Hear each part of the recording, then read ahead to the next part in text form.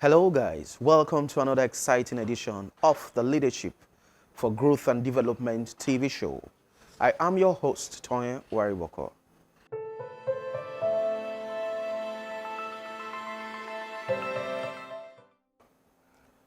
Our guest on the show today is a fine gentleman, someone you could call an activist, possibly a rebel, and an advocate for good governance, also fondly called the Godfather by his peers. Distinguished ladies and gentlemen, boys and girls, please join me welcome on set, Kingsley, Wenenda, Wali.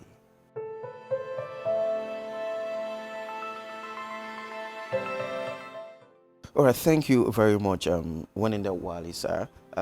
It's indeed an honor to have us come with you at your place and then to conduct this interview. You're welcome and thank you for having me. All right, lovely. For the benefit of those who maybe like me don't know so much about you and who would like to know you close up and personally, how could we get to know you, sir? May you briefly introduce yourself, sir? That's one question that I get asked sometimes, and all I say is, I am who you are saying. There's nothing else left anywhere else. Okay. This person that we're seeing, there's obviously a reason why today you are one of the most sought out for gentlemen who is in the business of leading the next generation, the youth. But you see, you did not just become this. You Yeah, had a past. let's agree that I evolved. Beautiful. I evolved in the sense that I was born here. Okay. I schooled around the country, served around the country, one of the, in fact, two places. Don't ask me how, why. Because if I tell you, you just laugh at me. You want to hear? I would love to hear, and I'm sure a lot of our listeners would love to I know. hope they're not listening. They're not hearing this. Truth of the matter is they're listening. Are they hearing? They're listening, yes, sir. Okay, I went to serve somewhere. I went to serve in Sokoto, and then I saw this chick, and she was redeployed, so I followed her to the state where she was deployed. So I served in 2 states. Wow. Orientation one place. Service and the other. Yeah, you know, these people have a way of pulling us around the place. Right? They have got powers, actually. Yeah, They have got powers. And the biggest mistake I find people make is to say women are weak people. In their strength, they deceive us into thinking that they're weak. I hope you're not recording me on this, but it's okay, it's all right. We're recording Because I don't want the National Council of Women's Society to come and picket my gate, but it's all good. It's all good. So, like I said, I evolved. I'm one person who you can say freely has been largely developed by society, by the environment I've found myself, and I still find myself. I'm somebody who has reacted according to the experience that I get to have every other day and every other place. So I'm like not in the truest sense of the word a chameleon, but I'm affected by my environment. What I see affects me. Okay. Either to do something to change what is negative or to reinforce what is positive, to support that which is good so that society can be a better place. So that's who I am. If you can call me a social democrat.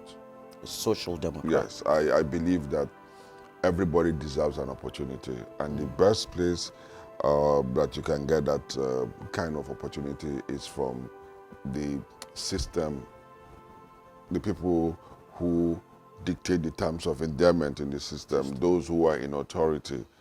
They're the only ones who can provide a level playing ground for everybody, because the capitalist is looking at profit. Yeah.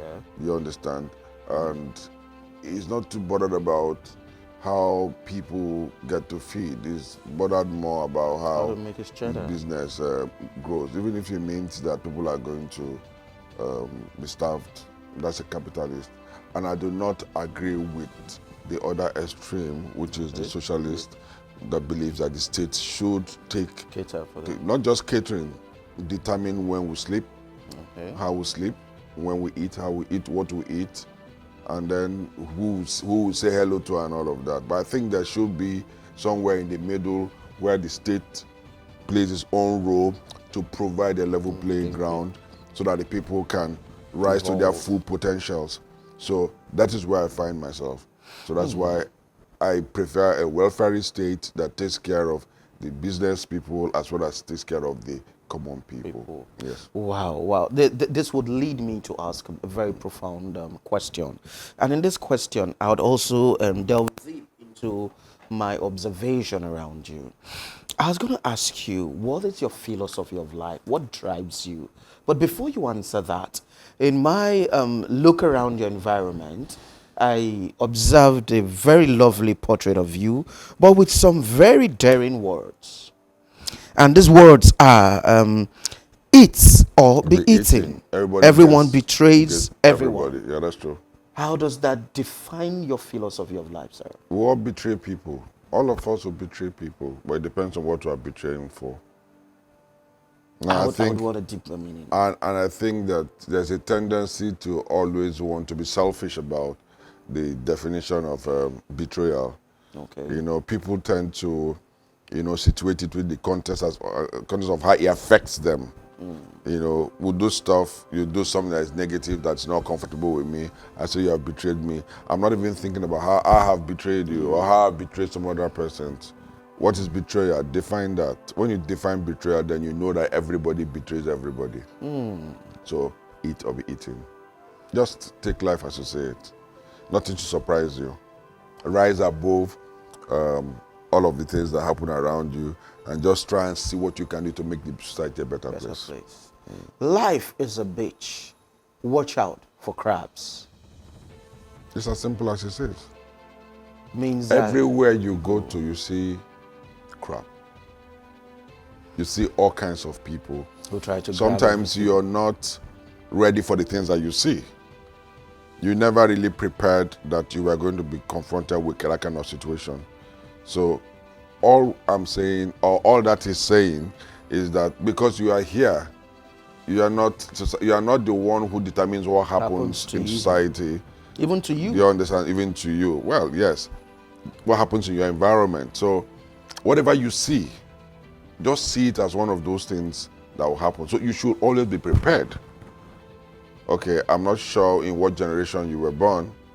If you were born in our generations or the ones before then, I'm not going to promote you to that anyway. I don't think you were After born your there. generation. Yes, long after my generation. Possibly. There's something called, a group called Boy Scouts. Yeah, I witnessed it. Oh, you saw it, you read Yes, it. I was. You read it in the papers. No, read about I- them in the books. No, I saw the Boy Saw Scouts. them, Boy Scout I or saw where? the Where did you Boys see Brigade. them? Okay, let me give you a little. No, I'm not going to allow you escape. Okay. You just saw them. I You were saw told them. about I them. tried to join the You Boys can- Brigade. you couldn't. I couldn't. You Yes. see what I'm saying? But So I know the anyway, motto of the Boy Scouts. I still remember, be prepared. You know, it's something I remember from way back then. Oh, that's why I'm saying that I saw it in the books. No, I'm sir. just pulling your legs. Okay. Boy Scouts got me motto, there. be prepared. Everybody should internalize that motto. Because you're not in a position to begin to speculate with certainty what will happen to you when you step out of this place. But if you're prepared, knowing that you're walking the beach, right? Anything can happen. Then you're most likely going to see crabs all over the place. So you're not shocked when you say, oh, crab, no. Oh, crab, all right. So you think what to do with it? Is it edible? Let's eat it then. If it's not edible, then get rid of it. If it's edible, just we say thank God for a wonderful meal. That's just what I enjoy mean. You know, God always provides. You know, Yes. just drops manna from above. Above. So the crab might just be the manna from above. But if you don't prepare your mind to that, you will see the crab as a nuisance. Do you understand? But if you're prepared, you see it as an opportunity. That's what. Wow, this is indeed profound. And then in a very short while, we have tried to delve into the mystery of your thinking or your leadership qualities. May I also ask, who has been a major influence or mentor in your Sir life? Amadu Bello. Sir Amadu Bello. That's one icon that Nigerians mention all the time. Yeah. I have prepared him as one of the persons I want to study their personality and their lifestyle. I know that some of my friends, Alaji, what's his name? Alaji Adamu, always talks about the golden voice. The golden voice, Abubakar Tafawa Balewa. Oh, sorry, that's Abubakar Tafawa Balewa. You see, those two gentlemen represent the mystery and the conflict of our country. Expatiate, sir. There are people who represent that thing about the lack of education and lack of respect for people who are not, let me say, lack of respect, burden on lack of education about people who are not from our own side of the family. I will challenge you or just tell you to go to the internet, YouTube, go and listen to Sir Abubakar Tafawa Balewa. And then listen to all the people who masquerade as presidents and leaders 50 years after. You will ask God, what did we do? Right. Or how did we offend you that we had to come from such Olympian heights? Sir Abubakar Tafawa Balewa spoke, and you ask yourself, is this guy Nigerian? I'm not talking about just his accent. I'm talking about his syntax. I'm talking about his composure, his confidence, and of course, the content of what he was saying and his character that was embodied in what he was saying. So, but you see, when people from this part of the country tend to characterize people from other parts of the country, they have this stereotype that Sir Abubakar Tafawa Balewa rubbishes. That no, you have great people from every nook and cranny of this country. Yeah, very well through. On the other hand, it's Sir Ahmadu Bello, the Sardauna of Sokoto, the late Sardauna of Sokoto. He's the most misunderstood Nigerian leader, both past and present. This was somebody who was very pragmatic, realistic, albeit very, very protective of his own. Very true, I can agree with that. And I don't know why people will want to judge him by the fact that he was protective of his own. If you look at the transmogrification of the northern civil service, in fact, the northern part of this northern region, while I'm not giving the credit to only one person, but you cannot fail but recognize, yes, the vision of the man who led the North at the most critical point in their history.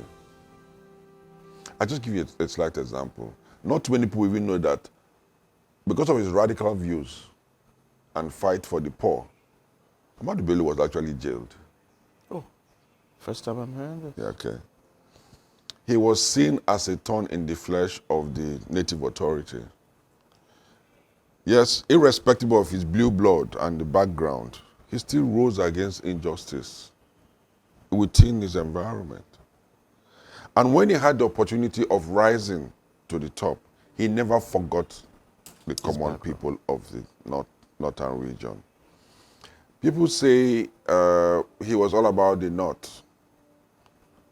He wasn't the person who created that dichotomy. No, not even dichotomy. The sentence or the whatever that charity begins at home. It wasn't his creation. You need to take care of your own house before you go start talking about how to take care of the outside. That's what the Bible calls the white sepulchre or something. Right? Yes.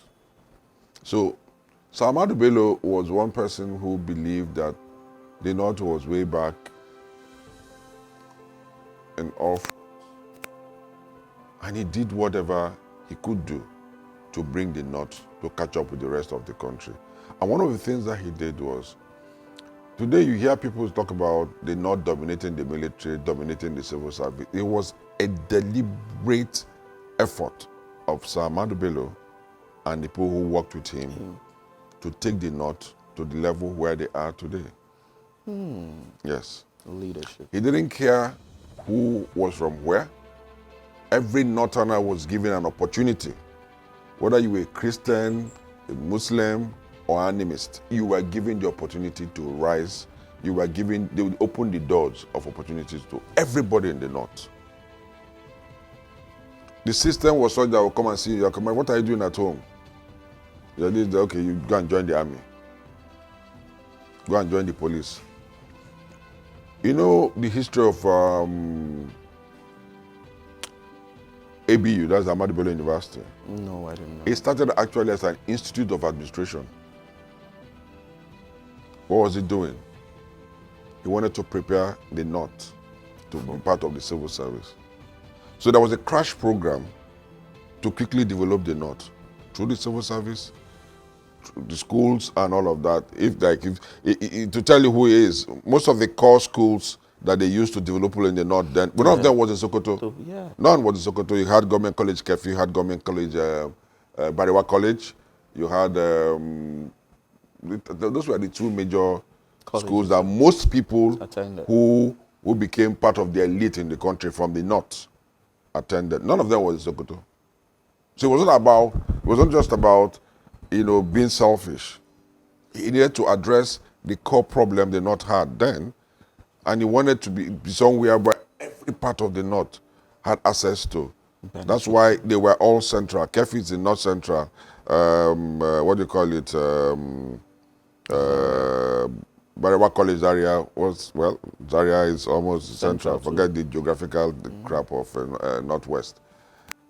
What I'm saying in essence is that he wanted a system where people from all over the North, the southern part of the North and the northernmost part of the North could come here, because it would have been a lot difficult for somebody from Benue to go to Sokoto. So he created somewhere some kind of hub, which is why Kaduna became the hub of development in the North. So there was a deliberate attempt by Sir Ahmadu Bello to take care of his people in a very constructive way and sustainable way. That's a key word, sustainable way. That was what Bello did. So when you see some Northerners today who were, they were being marginalized or Christian, it never happened under Sir Ahmadu Bello. One of his closest is Chief S.B. Awoni was a Christian. The first Attorney General of Northern Nigeria was from Kwara State, a minority. Abdul Razak, yes. So Bello created a level playing ground for everybody. So if you had what it takes to excel, the environment was conducive for you. The opportunities was also there for you. So you didn't have that much of Bello type of person in the other regions of the country. Yes. This would lead me now to ask you this. Though a compliment, but then there seems to also there seems to be a challenge from it too. Very recently you were all over the media for a program you held where across divides in the political space in Rivers State, those two who are the two giants, you brought them together under one roof. And we're talking about my birthday. That was your birthday. Yeah. And they were all under one roof. Now, you have achieved this reputation and respect, because it's not just about reputation. For them to honor you, come there together in spite of their differences. It shows that this man who they have come to be with or honor is a man worthy of character. Sir, why, in spite of the fact that we come from a disadvantaged area in terms of leadership, we do not have leadership, why do we still have these challenges? And how can we mitigate the fact that our leaders are infighting every day rather than provide a direction? You have just mentioned Sir Ahmadu Bello and what he did for his people. We refer to that even today. The leaders will have today in Rivers State or in the Niger Delta, when they leave, how would we remember them? What can be done differently? I think it has more to do with pedigree. A lot of the people that ordinarily should have fallen within the space of leadership don't have self-confidence. Okay. And because they don't have confidence, they see battle, war, in any view that is contrary to theirs. Yes. They are not receptive of alternative views. And the only person who quarrels with alternative views is somebody who has an aggravated case of inferiority complex. Okay. A leader must be able to listen. My people have this proverb.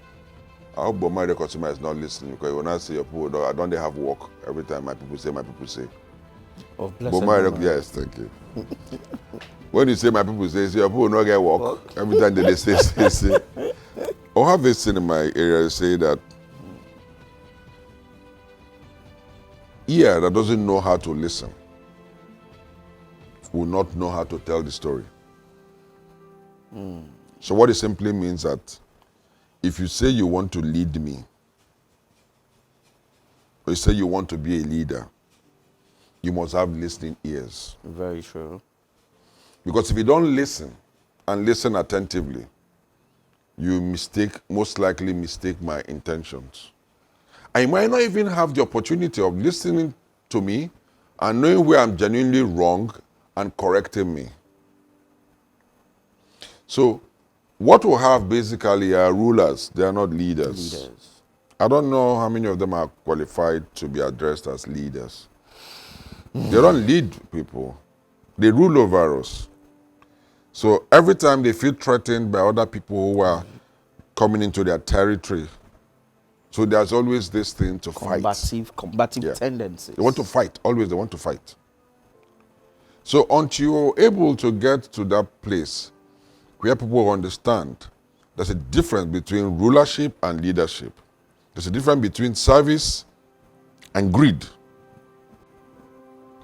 Because they are motivated most times by their greed and ego. Because if it's about service to community, I wouldn't need to kill anybody to render service. Would I?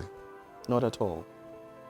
If you kill people, destroy property, intimidate people, who are you going to pretend over? A ghost town. A ghost town and people who are intimidated. You can't get anything after them. Those are robots. Society cannot grow like that. A man who wants to be a leader must be ready to hear From all what sides. other people are saying. Nobody, both in the past, the present, and tomorrow, can be the state. So you find out that most times, you find out that these nincompoops and Lilliputians aggregate to themselves the position of the state. Exactly. That they are every definition of what a state should be. And determined for the state. Not even God does that. Even when he had attained that status. He's been liberal enough to accommodate all our silliness, all our stupidity. Can you imagine that some of the people who say they are rulers today or they are leaders have the power of life and death over you and I? There'll be nobody walking the streets of this country. Trust me. Would have been finished. There won't be anybody. Wow. And that's why you address somebody and say you don't put in leader. Inside. Oh, hello, or somebody is not addressed with a prefix. He gets very offended. Very offended. Titled mentality. Yes. Oh, he didn't address me as chief. He didn't address me as that. Or like, do you know me? And you know one thing I need to tell you, you see that word, do you know me? It's an admission. That there is nothing that you are weak up here. You don't need to tell me who you are. If I see you, I know who you are. Don't raise your shoulder. Because no matter how much you want to raise your shoulder, I know that every shoulder has a level. There's an angle between the neck, And the shoulder. your head and the shoulder. So you can never increase it, no matter how high you raise your shoulder. Because if I will raise your shoulder, you reduce the And become very uncomfortable. uncomfortable. Yes. So the point is this: people fight. The rulers fight because they don't care about you and I. They don't care about the ordinary people on the streets. Because if they care about them, you won't create the kind of tension that comes with all of those fights. Because those fights are not good for the psyche of society. They are not good for commerce. And when there's no commerce, there's hunger, there's poverty. Do you understand? Very well. Would actually... Lagos, like Lagos State now, people just talk about Lagos. People gravitate to Lagos, migrate to Lagos, because they just see the opportunities and they want to go and see if there's a point where they can, link up with that opportunity without anybody breathing down their necks and threatening them. Some of the problems we have in Rivers State were also caused by leaders who created an almost state of anarchy in the state. Our rulers, yes, if I'll be corrected, and then they created an almost a state of anarchy, and the companies, the institutions, investments that were here thriving, and our people were benefited from, left to this Lagos that we're talking about, and today we're complaining about unemployment, no jobs. Yes, the government is not creating anything. In fact, I'll come back to this, but something is very profound in this line that I want us to talk about. Now, growing up, I heard my father and some of my peers talk about parboiled. And I understand that Port Harcourt, Ahoda, Bori, Omoko, Degema. And Degema. Yes, they were supposed to be city centers. Omoko, Ogoni. That's No, Bori. Port Harcourt, Ahoda, Brass, okay. Bori, Ogoni, and Degema. Okay. Now, if these were the delineated city centers so planned for by maybe Spiff and Okilo, as it were, of blessed memory, today that blueprint has been abandoned. After successive years of different rulers, we're still dealing with Port Harcourt as a single city in Rivers State. Meanwhile, a state like Delta has about 5, if not more, climbing to 6 or 7. How can we get it right? Let me just say something here so you can put it in proper perspective. Okay, sir. Of all the former divisions in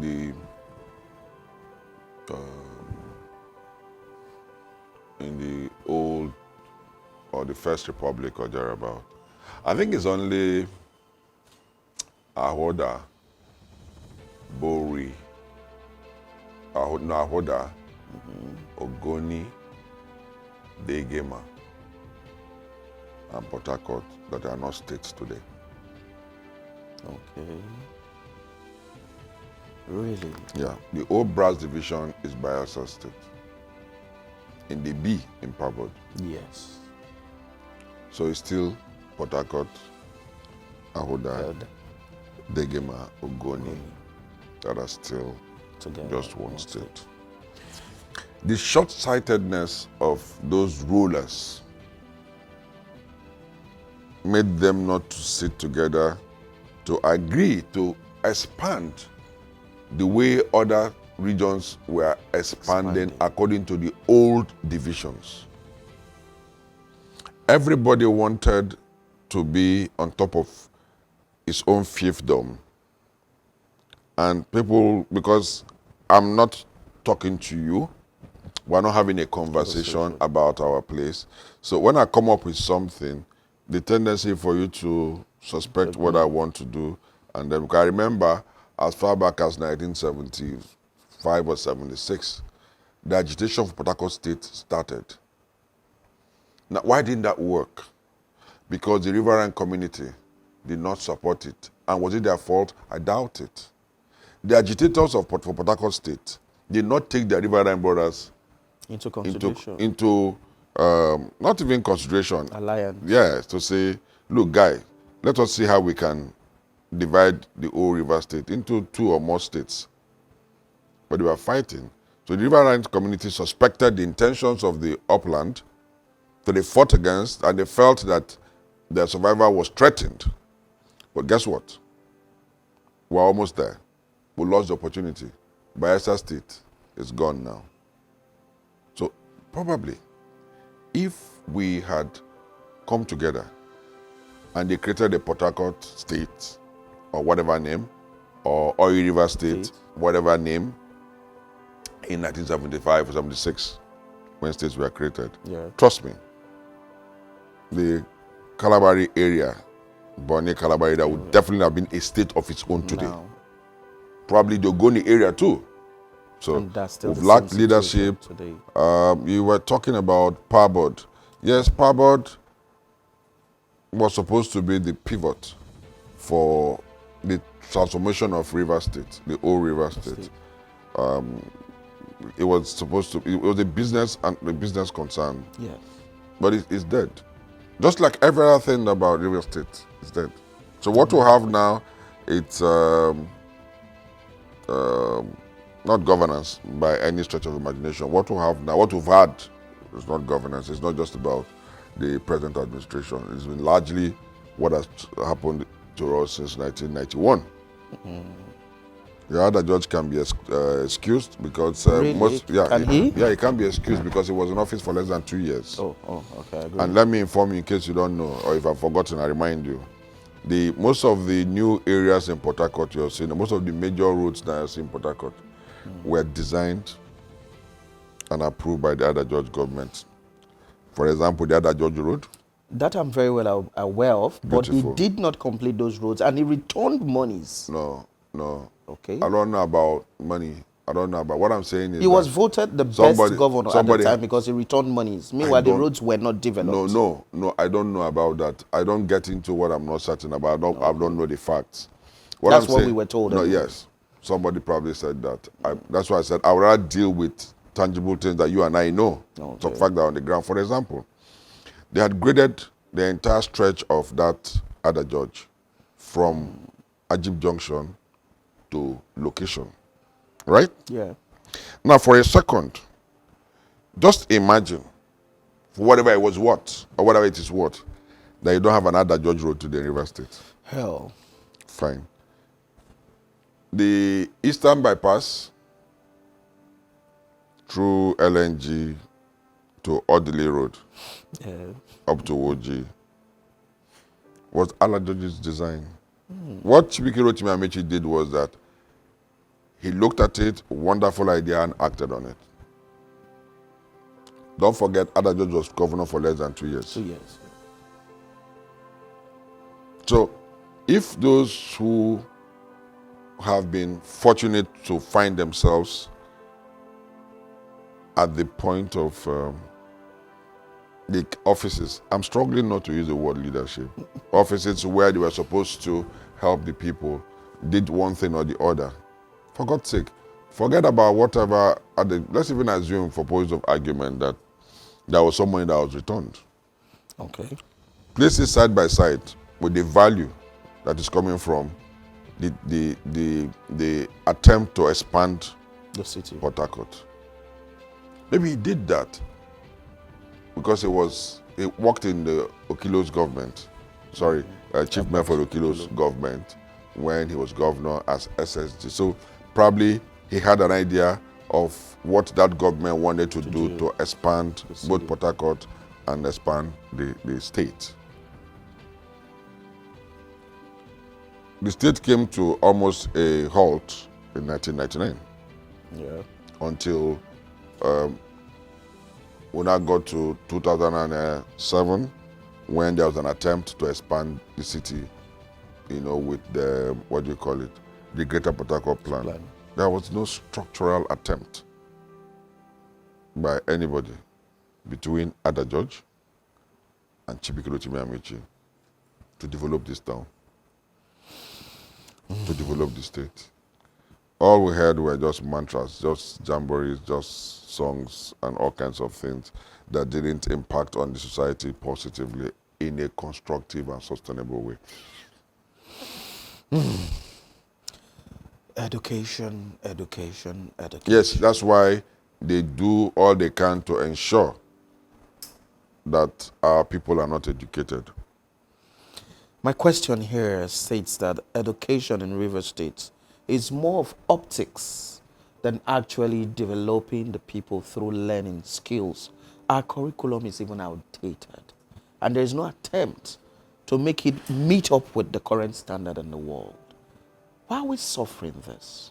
What can be done, in your opinion? I think it has to do with mindset. It has to do with mindset, and it has to do too with the people.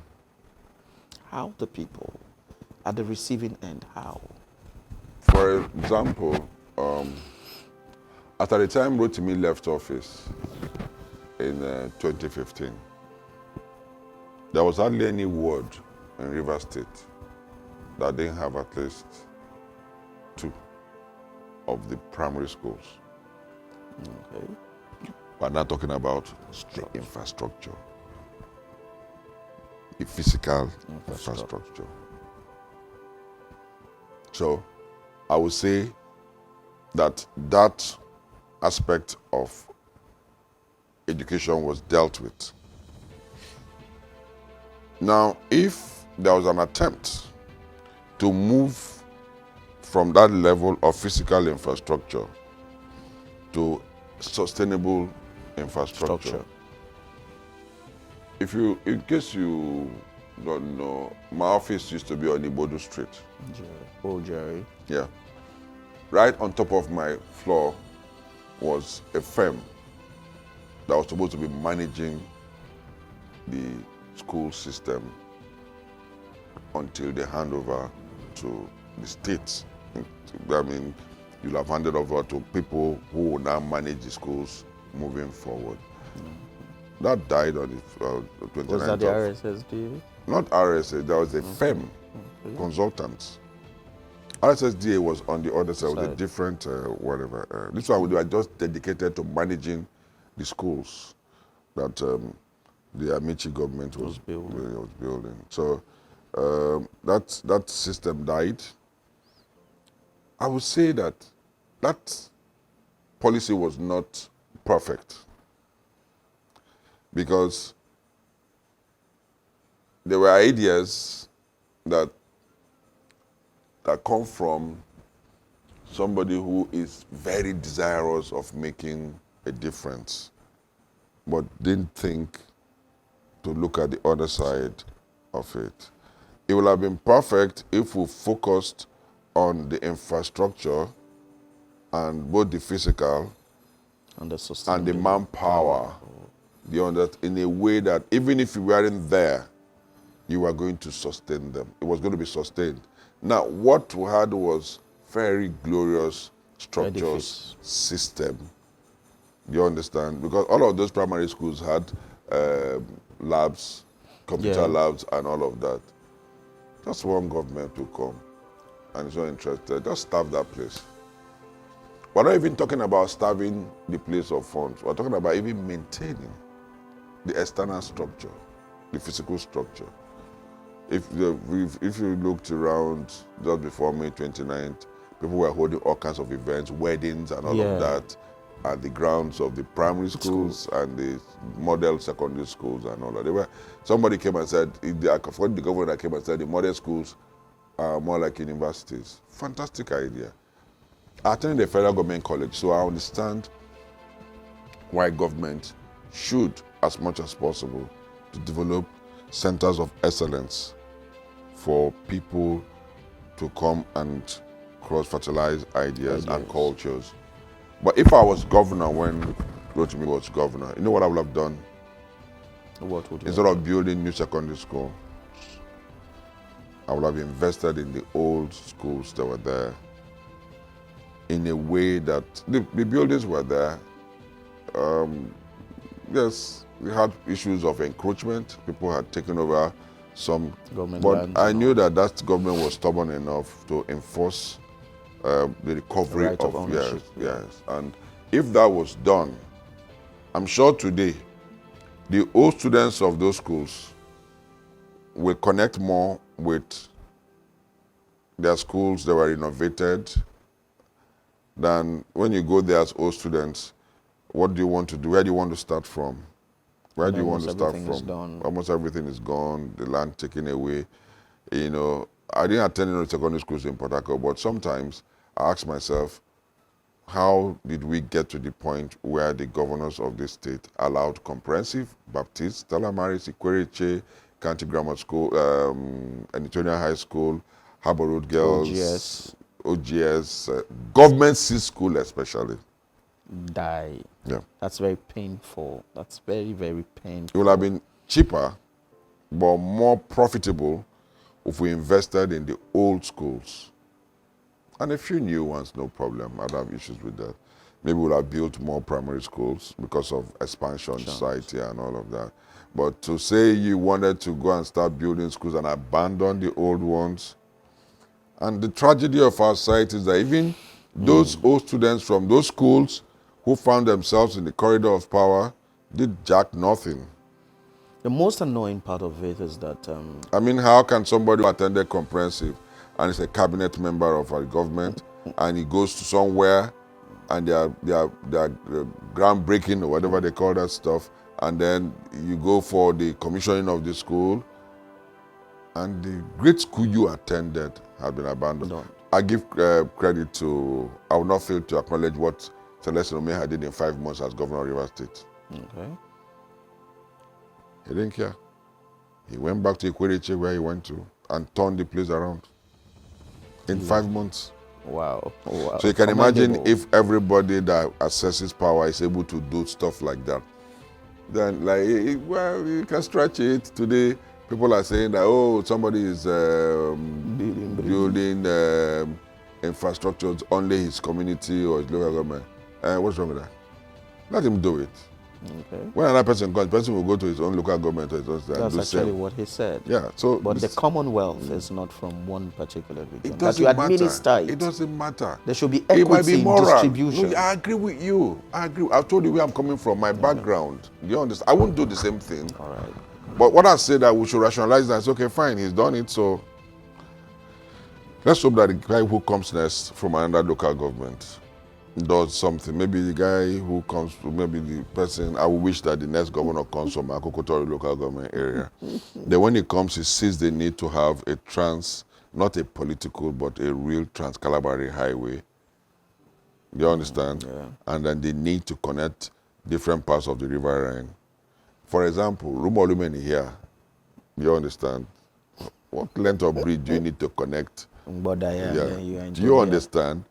So these are the kind of things that I Eagle expect. Island, what do you need to connect Bacana, which is 5 Precisely. minutes away? But since the people who are there have not seen it, we'll pray that somebody from Akotoru becomes governor, so he will go and build those bridges. Well, Because we if you go to Lagos State, for example, my son attended Atlantic Hall in Ekpe. I know what transformation happened within the 4 years that Ambode was governor. What happened in Ekpe? They have the finest network of roads today in Lagos State and probably most of the country. Governor Udom, from the itinerant highway from his place to Uyo, one of the sweetest roads you can find in this country. Before him, Akpabio turned every road. In fact, the roads to farms were tired. We had good drains. Those are there. So somehow it will keep going around and we'll get there. Since the leaders are not altruistic enough to sit down and say, okay, we need this, it should be an embarrassment. It should be an embarrassment that when you talk about River State, what next do you say? Port Harcourt. Have you ever been to Andoni before? Yes, I have. Yeah. I've not been there before. You know why? No roads.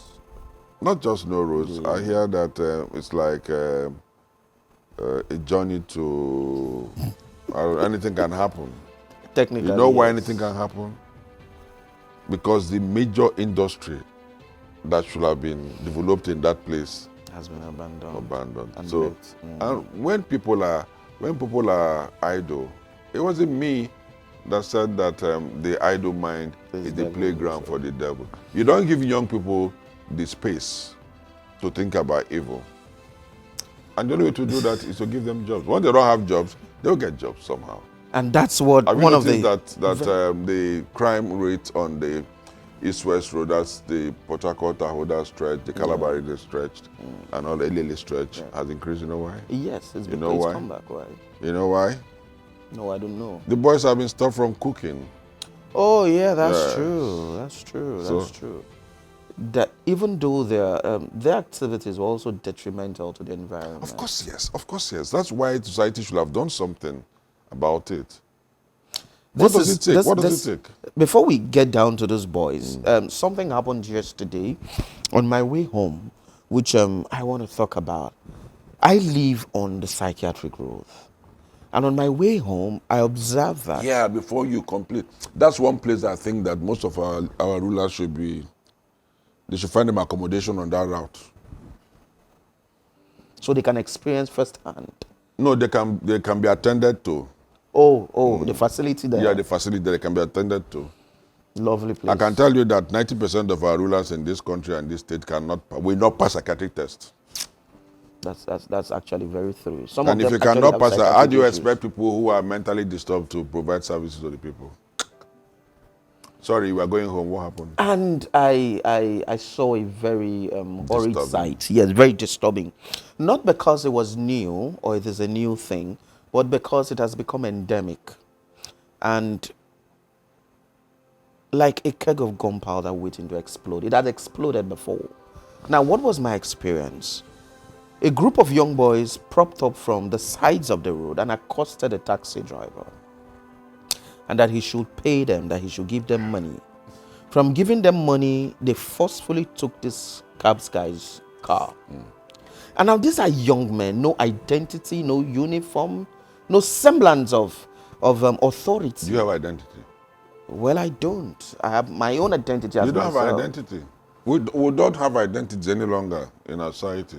Because we don't count for much. We don't count for anything. This We're just young mere man- numbers. We're all numbers. Statistics. Statistics. That's all what we are. This young man dispossessed the guy, took his car, and went away. For fear of not getting myself involved in all them skirmishes, I quietly drove myself home. Oh, yeah. But it kept bothering me. Not too far away, I listened to a video of a young boy, a teenager, who said he wanted to be a senior man. Shinoma, not Shinoma. No, Shinoma. Shinoma. And now, this is a child, probably less than a teenager, wanting to be a senior. And the description of that Shinoman or Sinoman, whatever it is that of a gangster, a cultist, a street tout, thug. This is what we're breeding in Rivers State. And we keep complaining. Government is patronizing them, from my own assessment, because when these persons are not kept off the streets, when these persons are not gainfully employed, rather you give them tax force jobs where they harass people, maim people, and all sorts. They are being patronized, they are being recognized. They even have authorities over our motorways.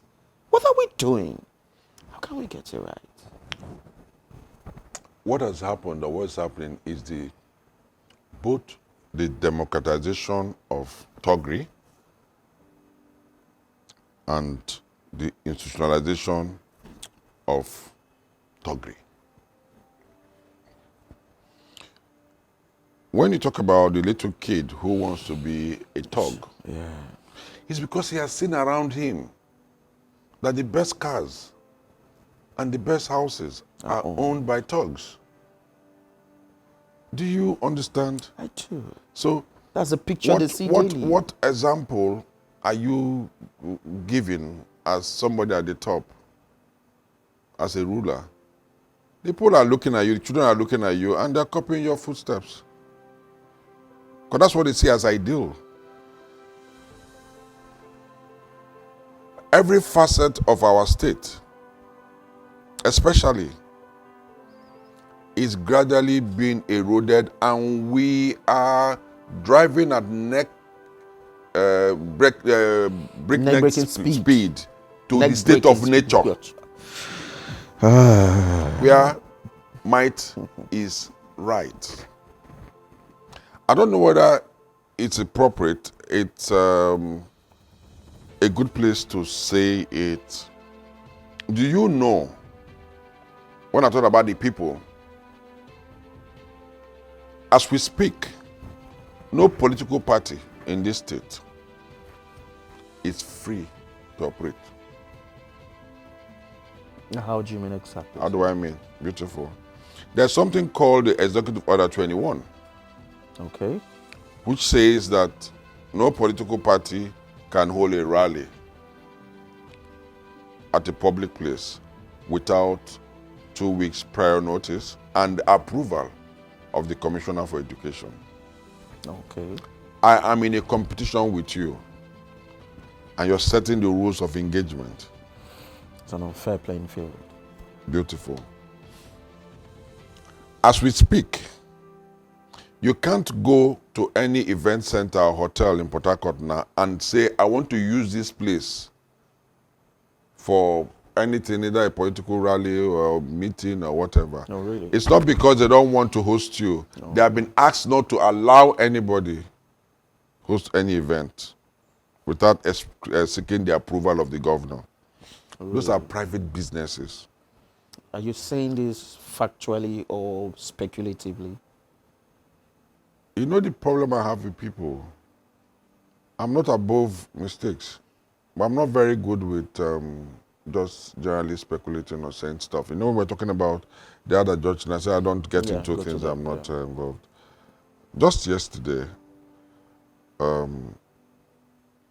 we applied to use, the APC applied to use an event center in GRA for World Press Conference on Wednesday. They said, sorry. Not that you pay any kind of money or that you will do whatever. I said, no, sorry. You can't. To try another place. I said, sorry.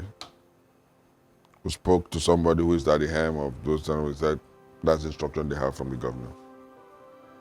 Now, Rivers people know this, don't we? But nobody will speak. You know why? Why? Because they are in a position of comfort now. So that's why they should bother themselves. What's their business? Politicians and their problem is their business. We are creating a society, unwittingly, we are creating a society that at some point will get rebellious. You know, like I say, when free speech is stopped, conversations move to the cellars. Yes. Where what?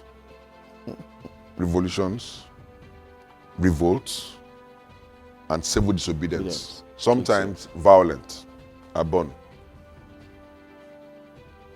Now, the Electoral Act says that no political party should go to any church premises to campaign for votes.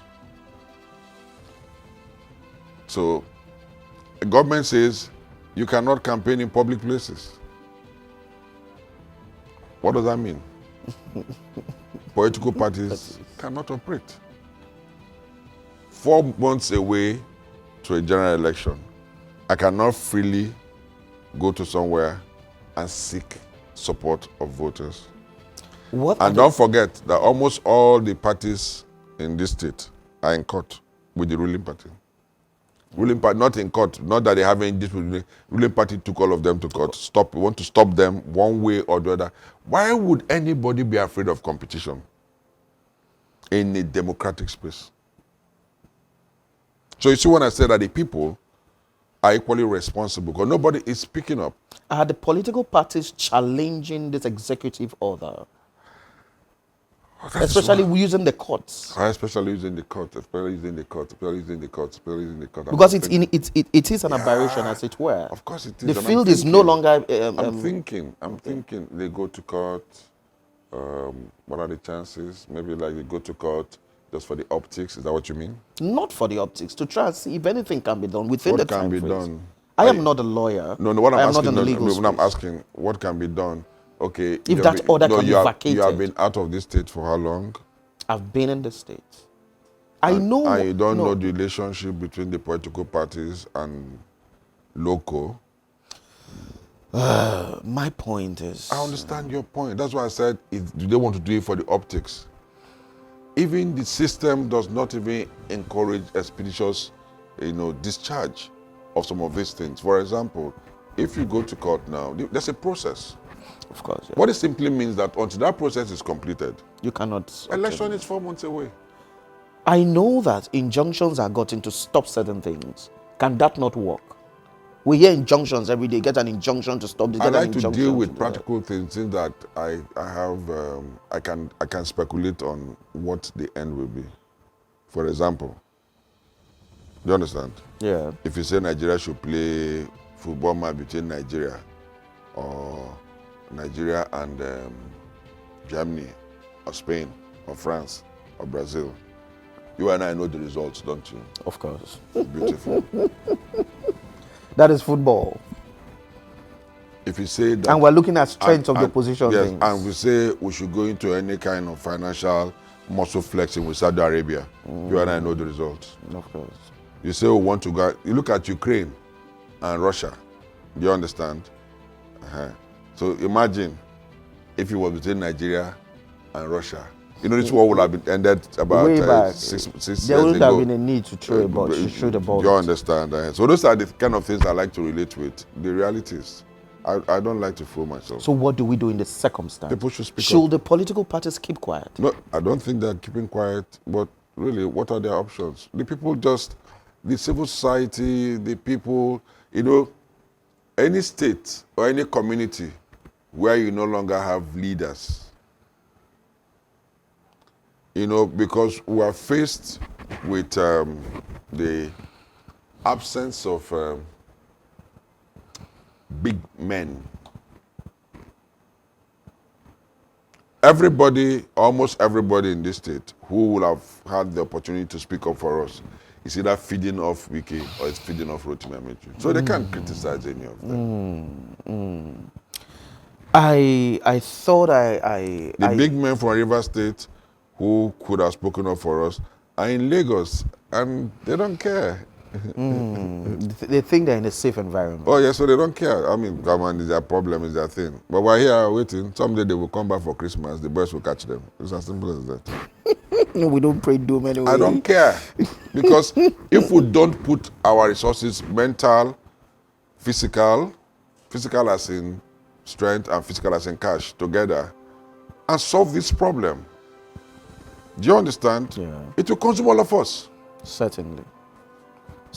If you see River State only from the point of making money and not investing in River State one way or the other, do you understand? Yeah. What do you expect of River State when the kind of schools we have? What do you expect? The place is infested with drug addicts? Get to any of our universities. Any of the schools in Port Harcourt, just go. That's very true. For every 10 students you see, there are 7 are doing drugs. Failure of society. And we don't care. And what do you think? We're going to produce reverends? We're going to produce monks? No. Let me tell you something. When the kidnap started in River State, you know, kidnap actually started in River State. Yes. The 4 Americans were kidnapped. People were saying, oh, South them right. Then they do the Now, they tried to justify it. They justified it. When Oyibo go, Now, our brothers. kidnappers no see Oyibo again. They started with albinos, and now ended up. Albinos in the sense that I'm sorry, I hope nobody's whatever it's light skin folks. Light skin. You know, they were mistaking light skin folks for Oyibo. When they confirmed that, then anything where they see them catch, so long as now we're in a society where you see people who stop a bus and carry everybody from the bus. Do you understand? And then they start asking for 200,000 naira, 400,000 naira. It will get to the point of you just be walking, somebody come, you, where is your glass? Come and bring your glasses. And go and sell it. It's already happening. And they go and get just money to take Get a high. a high. Cheap high. Do you understand? So it's a societal problem. And if we see that something of it's for politicians, it's their business. A friend of mine, I said, come on, you politicians should go. I said, clean up what? A guy who destroys society will have the mindset to fix it. It's not possible. These natives who came to Port Harcourt in 1999, for them, what is involved is all they want is to be in control of power. And then it doesn't matter if this town is destroyed. It doesn't matter. I grew up in this town. I could walk from here to... I remember when Mukhtar Odada came to Port Harcourt, former president of Mauritius, yes, or Mauritius or Mauritania. I walked from my school, my primary school, St. Paul's Primary School, to the airport base. You know, then it looked like walking from here to Ilele. You know, it Yeah, wasn't the like express meandering, just yes. years and all that. Nobody cared. What was important that I came back home before 6. If I went out, I came back home before 6. My son, who is will be 21 this December, right? The last time I was around, I asked him, he said he should go to his uncle's place, my late elder brother's place. He said, Dad, I should go to uncle's. I said, yes. I'm scared. My late elder brother stays less than 500 meters away from here. He can't get to the highway. Did you blame them? Children just stay from the car to one place and bring them back. And we think we're doing stuff. The children that are in society that are not being taken care of will not allow this our high Olympian children to even enjoy the state. Because at some point, they won't be. How many children want to come back to Nigeria and those who school outside? No, most of them I don't would think even- that it's something that will just fade. That it has to be a deliberate attempt to restructure society. Not just to say restructure Nigeria quickly. Blah, blah, blah, blah. No. restructure the society. I was in an ecstatic mood observing the electioneering campaigns. For once, we do not seem to be at war, especially from words coming from political camps. We've heard all manner of accusations, words traded here and You there. know why we don't have war? There's no balance of terror. Oh, You know what they call mad? yeah. Mutually assured destruction. Oh, You know why the Russians and the Americans will not fight? Forget all the gra-gra.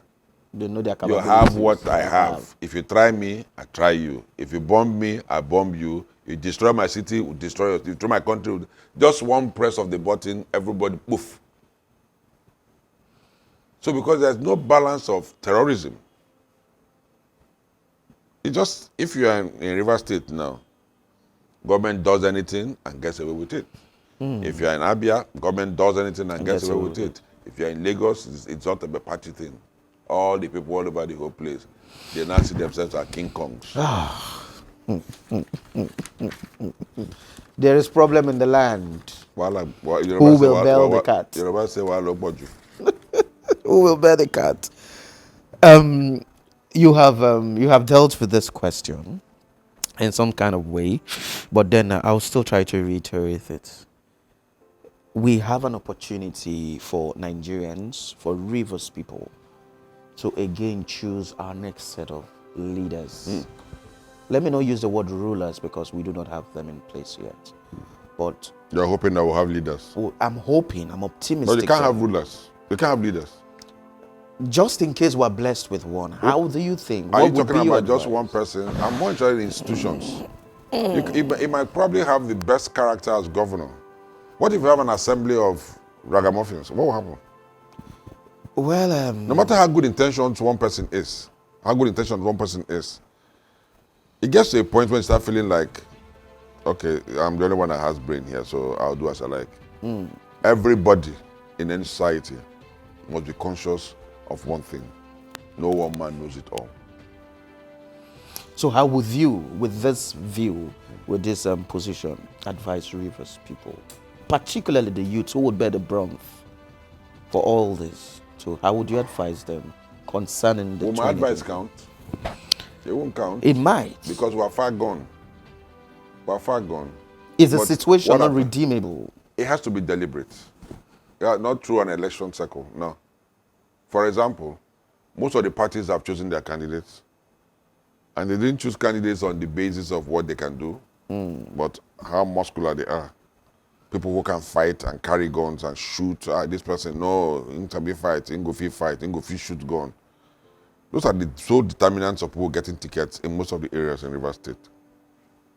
So what's going to come from those people? Have you ever asked yourself why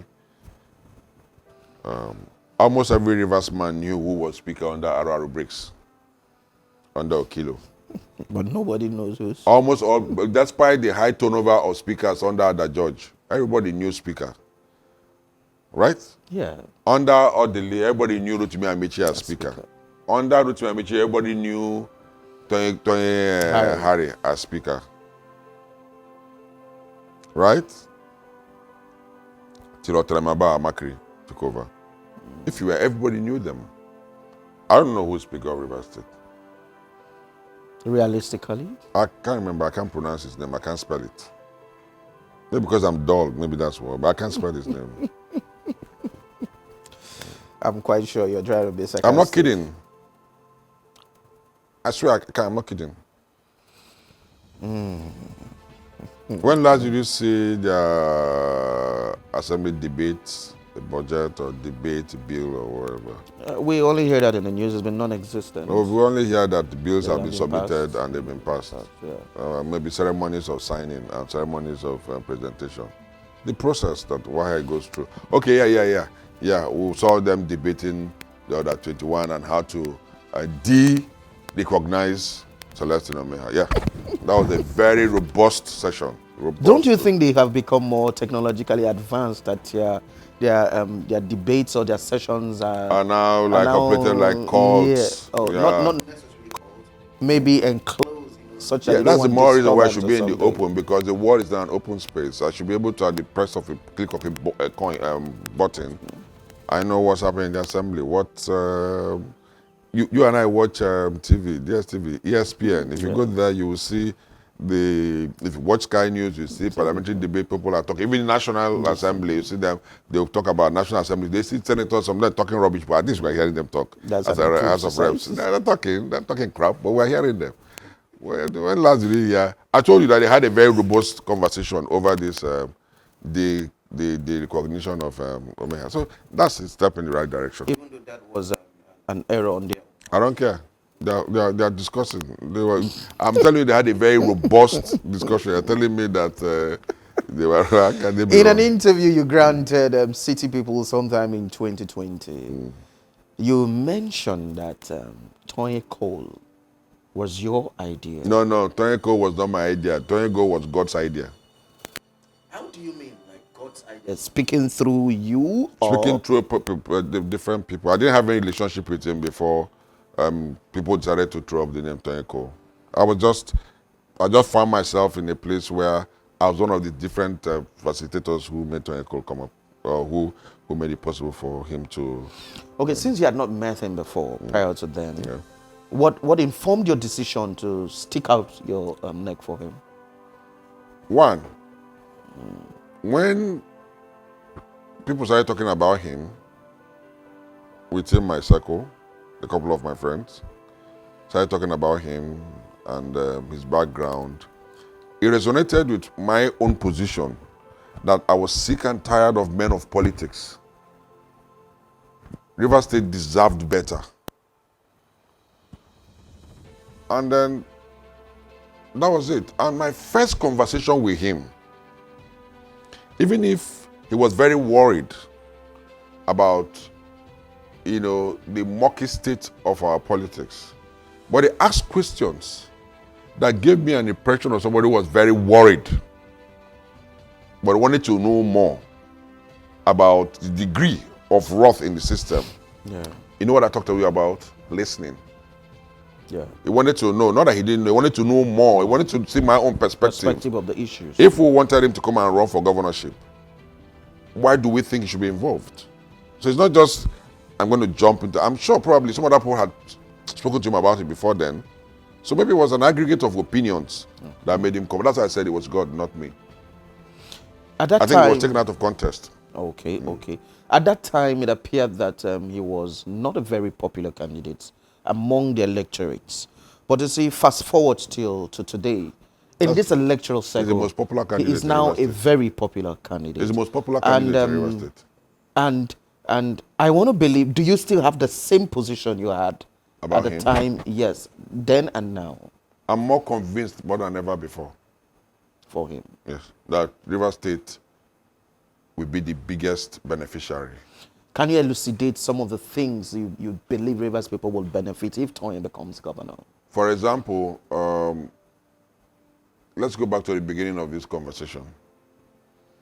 A leader is that person who listens. Yeah. Toye is annoyingly patient with people. Annoyingly patient? Yes, sometimes he's so patient that some of us who are, he just wants to listen. you know, you hear people talk about, oh, he's carrying his notebook. Everything that you're talking to him about, he's taking notes. I don't think that thing he's doing is just for the cameras, no. Then you see him go, well, yes, that's not a problem. Okay, this, that. At least somebody is patient enough to hear all your nonsense and ask questions like, don't you think? And I can assure you that when he's asking you, don't you think? It's not that he doesn't know what the truth is or what the true position or what the good position is. He couldn't have risen to the level of business enterprise that he rose to by being stupid. Of course. You understand? In a radio interview yesterday, somebody asked him how, referred to him as an ajebota, and I just like, oh, really? That's the general impression. That is harder than two of us put together. How? Harder in the sense that he does only things that he believes in. Only things. And he's never scared, never ever scared of competition. Never. He rides bikes. You won't find me on those. Even as Okada man carrying me, it used to be, I'm sure he has slowed down a bit on that. The biker. What that tells you. But he was not brave afraid. man. Because you need, as governor of this state, to change our story, somebody who is not afraid. Because when you come and want to start that change, they are going to come after you. Prior to 2023 elections, the APC used to be one house. But today you have dissipated into several factions. That is a media creation. No, but you have different candidates who are from the APC in this still same context. No, what I'm saying is that it's a media, there's an exaggeration of what is happening in APC. How? There's no political party without people with dissenting opinions and views. Okay, that is There's true. none. So somebody goes to his village business center, types a letter, this, the former supporter in Unit 1. I've left Amechi's APC, then papers will carry. But if you look at the APC as a whole... Why didn't you say there are factions in the PDP? No, I'm coming. Why didn't you say that? I'm looking at it from the candidates presented running for office of the governor. Within the APC bloc, there are about 3 persons. Toye, Dawari George, and Magnus. They are not in From APC. one. Toye is running on APC. No, they were. Everybody has a one history. body. We were all in PDP. Okay, Hello? but does that weaken the chances? No, the APC is a more compact family today. We have no distractions. We're taking our fate in our hands and we're more focused on what we want to do than, you know, we had an unfortunate situation before where people were inside and distracting us. Now everybody is gone. They're taking their own destiny in their hands. They're moving their own path. Well, we hope to meet at some point in the future. So, but it's never been a problem, quite frankly. I would rather that people left my house than remained in my house and became... Molds. Sorry? Molds, is that a word? Not just molds, just irritants. Okay. For example, PDP is in a worse situation than we are today. But nobody's calling them factions. We never had a situation where the level of politically relevant people left our party or are in a fight within the party than you have in PDP today. The principal, someone who has been largely identified as an image within the APC, is very silent today concerning these elections. I'm talking about former governor and former minister Rotimi Amechi. He's not talking. We're not hearing from him. Are there issues? He was speaker. He was governor. He was minister. That's for a total of about 20-something years. You think he doesn't deserve a rest? So he is resting. Is that the case? True, he's resting. He deserved rest. Is he firmly behind the party? The That's pursuits of the party. That's like asking me if I love my kids. Of course you love them. So I take that as a yes, that he's firmly behind the An party. APC man, true and true. The APC in Rivers State is one family. we have taken the challenge, and we are blessed with a candidate that is believable. We are not like, we're not like parties where candidates are hiding behind a finger, and they are scared of coming out to come and say, why would anybody be scared of saying that I want to be governor? Come on. Why? I may not understand exactly what you're talking about. Could you state clearly? And I'm just speaking generally. Okay. If you want to be governor and you have a ticket to be governor, what do you do? The campaign. You'll be campaigning, not hiding behind somebody's fingers. Even though Really? I'm trying to still get the meaning of Hiding behind the fingers. yes, like Or who within are the you contest. referring to, sir? Generally, it could be anybody. Okay. So we take My that. people say one thing, use your tongue and count your teeth. Oh. That's why they are scared of competition. That's So the APC is willing and ready to do everything that's legitimate to win the election. And we're believing God that we will be in a position where we can make Riversboro proud. this conviction that you have is one that I'm sure a lot of party faithfuls will be very pleased about. But do you have the same conviction at the national level in terms of the presidency? Who should be the next No, president of when the Nigeria? presidential candidate of the party decides and tells me as an individual, right, I'm running an APC ticket, then I know what I can tell you. But for now, I'm not sure whether he's running an APC ticket or he's doing a collabo with PDP or whatever. So until that is clear, I might be in a position to tell you. No, I'm now very confused. Life There is a confusing. presidential candidate for the APC, Yeah. and his name is Bola Ahmed Tinubu, former governor of Lagos State. Yeah. I don't understand what you mean by when he tells you he is obviously in the race. Has he pulled out of the race? No, he's in the race. What I'm saying is that, in music, there's something called collabo. Collabo, yes. Yes. When I'm sure that he's running on his own steam as Bola Ahmed Tinubu, who has a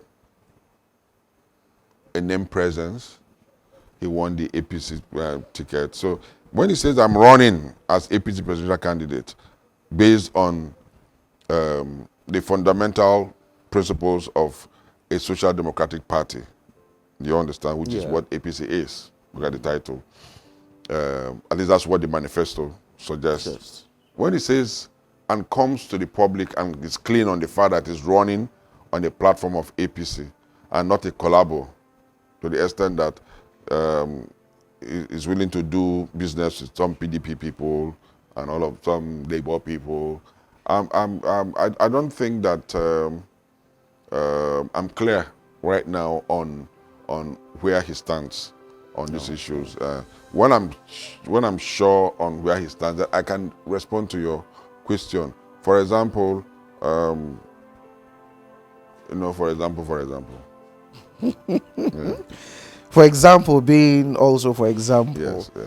I would like, this is personal between you and I. Okay.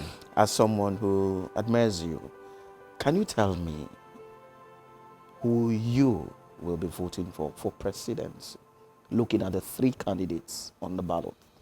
No, there are more than three, but amongst the three popular candidates, because I am looking at this entity called Nigeria, the prosperity of this nation. I'm a supporter of the All Progressive Congress. Okay. I love the fact that I hate the fact that Atiku had been unfairly demonized. So I sympathize with him. The Labour Party candidate is somebody I'm not sure about his character, but I like the fact that, or I appreciate the fact that he represents the frustrations of most Nigerians who feel left out, not included in the system, not really like power or what, but included in the system, that the structure of the state is not accommodating them. Who else is there? Kwankwan. So he's more of a regional person, so I really don't know what to say about him. So that's my answer. Okay, I'll let you go on that. But then again, one very disturbing issue as regards still the electioneering process in Nigeria is that our elections are driven by poverty. Yeah, my friend Ross Alawo says that you cannot have true democracy in a state that is people are fundamentally very poor, because it's a poverty state that determines how people vote. Because a guy who is not sure how he's going to feed tomorrow, you make him an offer today. You say, well, fine, this one at least I can hold on to this. How can we, in the bid to get it right? How can you How stop? can You we can't do it? stop that, because the vote buying, which INEC is opposed to, Yeah. is being codified in Rivers State. They're giving legal backing to vote buying. For example, the government in power says they're going to employ about 100,000 people, right? Yeah. And they will pay them from the state coffers, right? Okay, if you have 100,000 people you're paying, what does that tell you? You have 100, it's assumed you have 100,000 voters Voters. long before the election starts. So if you say each and every one of them should make sure that by December he has one more person that he's sure that's going to vote, that's 200,000 votes. And it's backed by law. So you can't be talking about the poor man when the man who is not poor.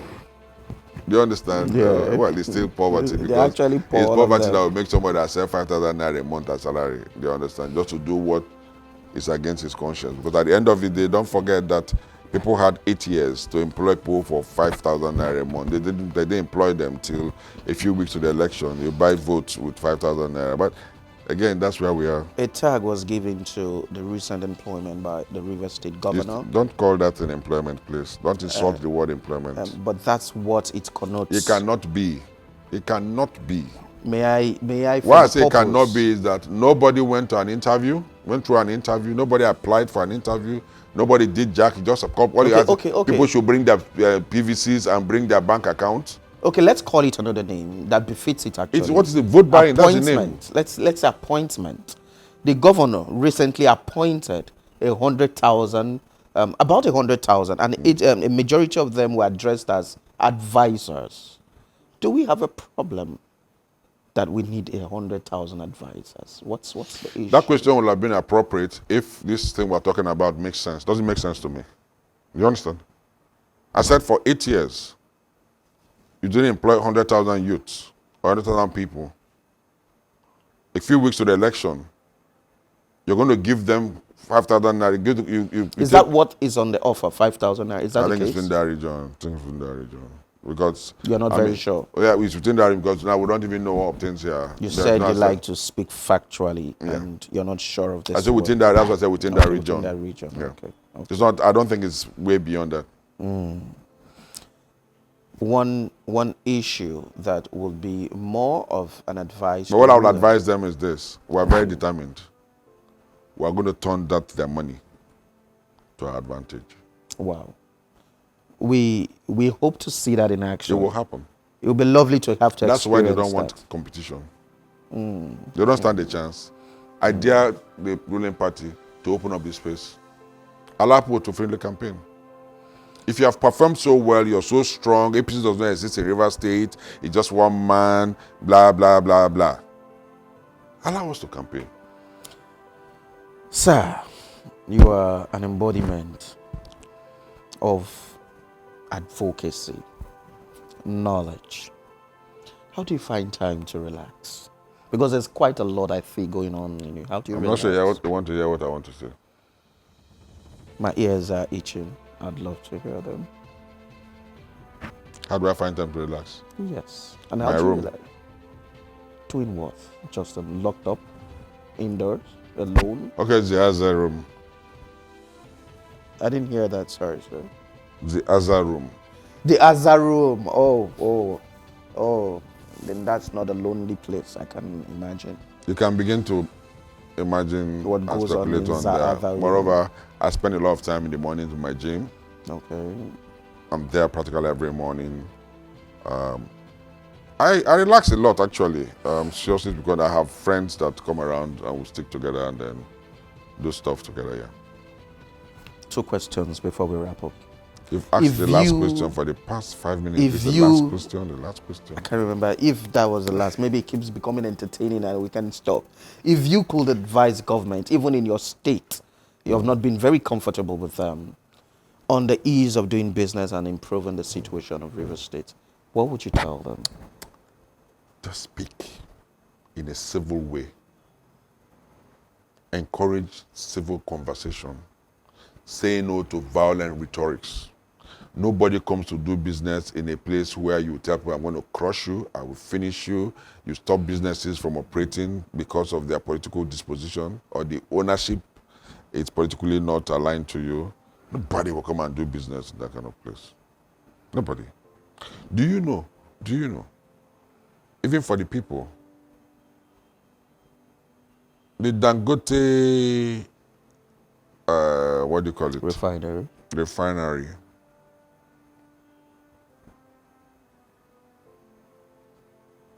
Was actually proposed for Rivers State. Yeah, Bonnie, as I heard. It's a bit sentimental, so I won't call the community. Okay. I won't be bothered about the community. But it was supposed to be here. It was supposed to be in Rivers State. I can bet you with anything. No person who has his head properly screwed on his shoulders would contemplate coming to Rivers State to come and establish any kind of business right now. The people who come here are just people who come and sell parts to us because they must. It's just like people who go to Iraq to do business. That's why anybody who comes to Port Harcourt to do business now, it's like a man going to Iraq or Afghanistan to go and do business because there are people who have cars there, so their cars will go bad. People need to wear clothes, so you need to do something, sell clothes and all. That's all. Maybe sell beer, yeah, so that the very troubled can have something to just calm them down. Yeah, that's exactly what it is. Your part in short, sir. Yeah. Finally. Leadership is something that is lacking in our society, nationally and within the states. Everywhere. What would be an advice or your advice to the youths, those who still try to look for something to hold on to? There's something called the Stockholm syndrome. When the oppressed, Still the clings enslaved, onto it's happy with his state. oppressor. He's happy with where he is and happy with the person who had put him in that state. So it's difficult for you to change the mindset of somebody who is comfortable. It's like you're enjoying your life, somebody tells you that don't enjoy any longer. What is he talking about? So people are enjoying where they are. So it's something that I think we need to, once again, I use the word deliberate, from the nursery school, and create mentors that people can be, positive mentors that people can begin to look up to. Do you understand? But right now, we have people who want to be in particular offices or whatever. They can't even talk to us. So people are going to copy those kind of people. The thing is that not many people know that the presidential candidate of a party should at least go around the states. I said Obafemi Awolowo went to every local government in this country twice. That's the only way you can see people. People will admire them. I sat down here, I never met Ahmad before in my life. But I tell you that everything I do in terms of, thinking of how to do things better, I always, factor, figure how Bello will have done this, what propelled him to do this. What will I say these characters were all over the place? What will I copy from them? What will I tell my children to go and look for them for? What? So, it's sad, but you never know what will happen tomorrow. Maybe just one leader, just one person will come and start to change the rate. But it's not an election cycle, not 2 election cycles. It has to be consistent. Just like INEC has been bungling and they came up with beavers, right? Okay, fine. It might not be the best, but we're getting somewhere. Gradually, people will now realize that on election day, you're not going to shoot anybody to be able to win. Exactly. So they begin to relate to the people in a much more respectful way. That's it. Wow. Thank you very much, sir, for your time. I greatly appreciate this. Thank you for having me. It's indeed an honor. God bless Thank you you so much. Have a good day.